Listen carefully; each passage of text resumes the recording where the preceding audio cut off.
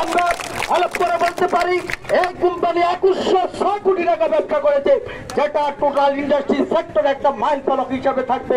আমরা হলফ করতে বলতে পারি, আমরা গর্ব করি এই কোম্পানির জন্য, যে কোম্পানি করোনার পর এমডি মহোদয় দায়িত্ব নেওয়ার পর আমরা 24টি দেশীয় এবং আন্তর্জাতিক পুরস্কার পেয়েছি। আমরা শুধু বাংলাদেশ নয়, বাংলাদেশের অহংকার সময় আমরা জাতীয় পুরস্কার পেয়েছি। আমাদের মিটিং এ অনেক রকমের মন্ত্রী এমপি অনেকে বক্তব্য দিয়েছেন, এই ন্যাশনাল ল্যাবকে গর্ব করেছেন। আমাদের এমডি মহোদয়কে সবাই প্রশ্ন করেন আপনার সফলতার মূল চাবিকাঠি কি।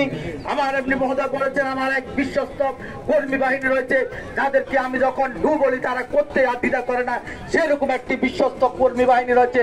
আজকে এই কোম্পানির আমরা সময়ের কারণে বক্তব্য দিতে পারতেছি না। এই কোম্পানি একটা তেতুলিয়া নয়, সারা বাংলাদেশের এম হায়দার চৌধুরীর যে নির্দেশনা, ঘরে ঘরে এনএলআই, জনে জনে এনএলআই, সেই এনএলআই প্রতিষ্ঠা করার জন্য আমাদের এমডি মহোদয় বদ্ধপরিকর।